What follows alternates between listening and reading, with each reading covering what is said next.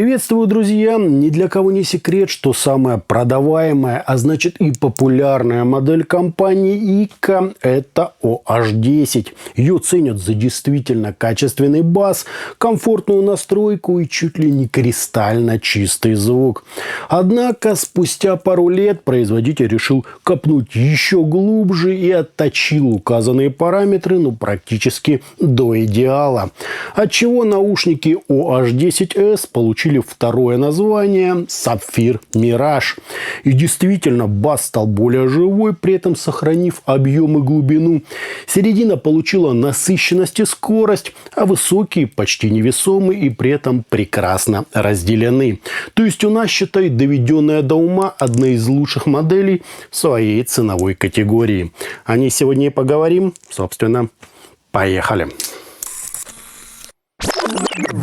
Пришли наушники в небольшой картонной коробке с изображением самих героев обзора, логотипом пройденной HRS аудиосертификации и перечнем их основных достоинств, из которых стоит отметить наличие 10-мм динамика на двойных магнитах, фирменного арматурного излучателя Nose 33518, фотохроматического стекла на внешней части и какой-то продвинутой схемы кроссовера.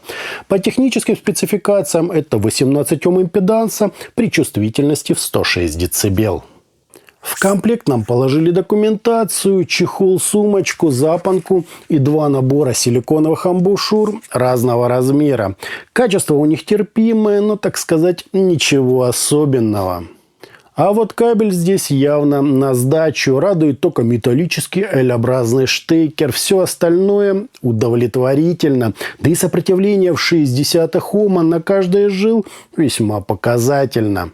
В общем, насадки и кабель я установил своим. То, что нам положили, лишь ограничивает их поистине впечатляющие возможности. На первое время сойдет, но лучше купить к ним что-то посущественнее. Сами чашечки имеют медную основу с полихроматическим стеклом снаружи, сквозь которое, кстати, прекрасно видна вся схема кроссовера. Смотрятся наушники очень впечатляющие, единственный минус – довольно тяжеленькие. Конечно, легче первой ревизии, но все равно по 17 грамм каждая.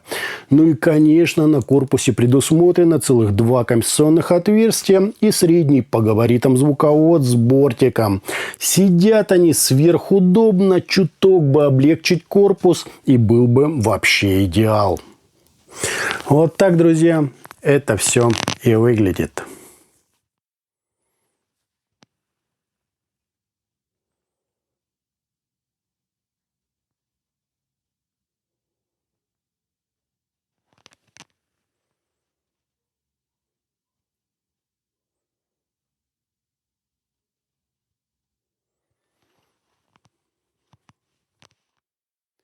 По измерениям у нас достаточно вальяжный по скорости затухания импульс, небольшие расхождения между каналами и искажения в пике, достигающие 0,3%, что просто огонь.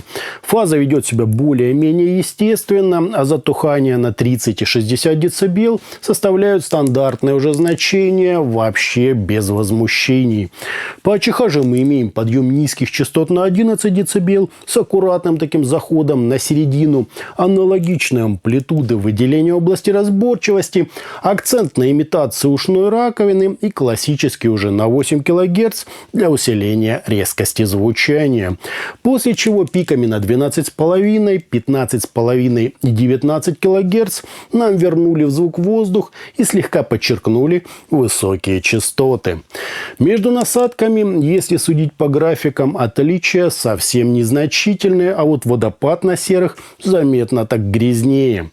По настройке, как видим, это очень похоже на VDSF, то есть полученную в лабораторных условиях кривую диффузного поля.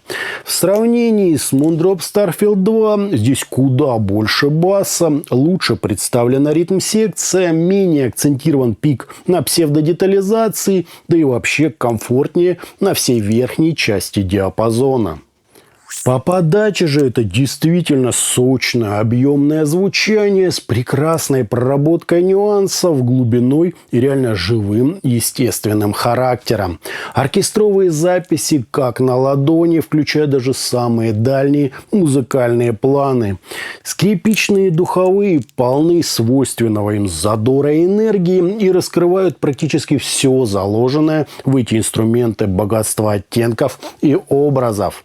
Вокал не звучит прямо нам в лицо, а находится на естественном для восприятия сцены расстоянии. Докопаться могу только до гитар, а таки все-таки далеки до бритвенной резкости.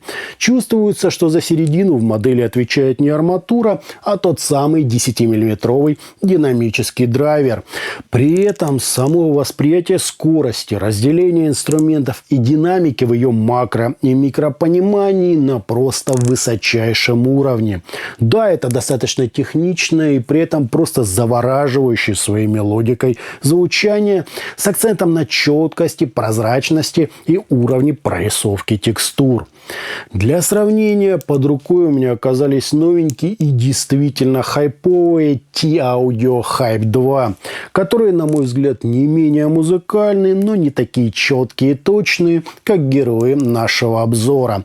Hype 2 чуток помягче, по аналоговому теплее, но ровно такие же выразительные и столь же эффектные. В них тоже музыка, но буквально затягивает.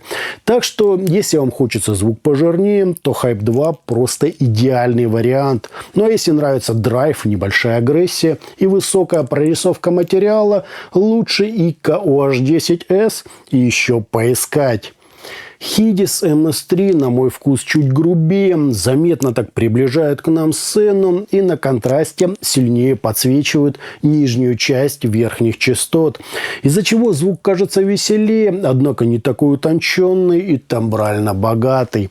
Хотя у них и разница в цене весьма существенная. Всякие Tengzu Fudo или Semgot EM6L на фоне героев нашего обзора вообще из себя ничего не представляют. Слишком плоско, просто и пресно.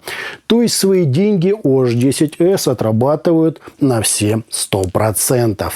По источнику модель вообще не привередлива, скажу даже больше. Подключал ее к ЦАПу за 400 рублей, и с ними звук столь бюджетного устройства уже можно было слушать.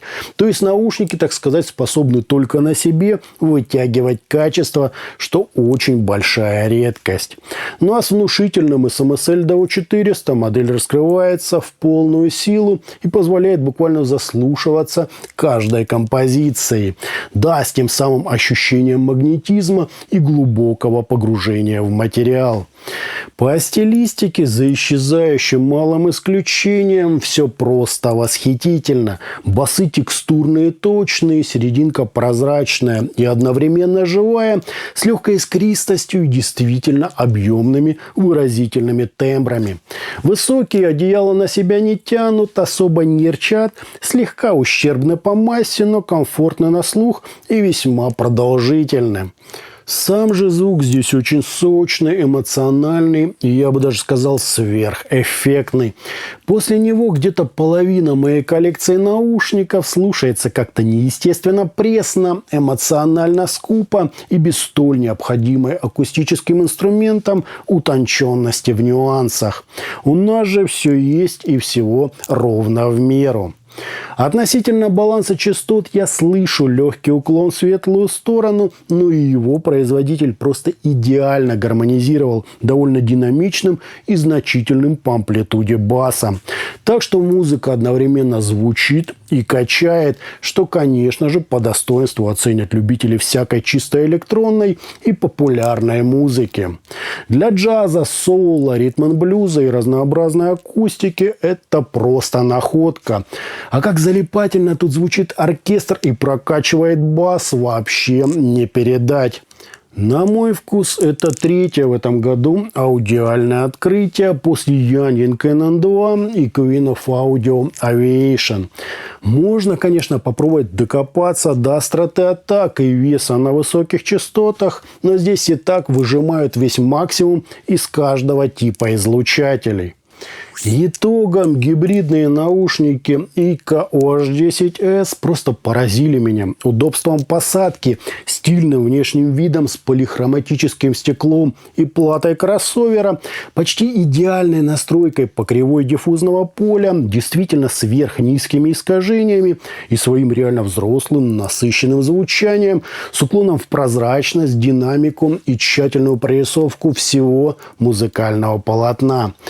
При этом мы получаем чуть ли не идеальную мелодичность, прекрасный тембральный объем, правильную в акустическом смысле массу и просто феноменальное погружение в материал.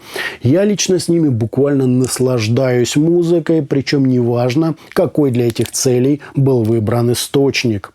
У IKA очередной раз получился просто сверхдостойный по всем характеристикам звук. Я в полнейшем восторге. Очень рекомендую.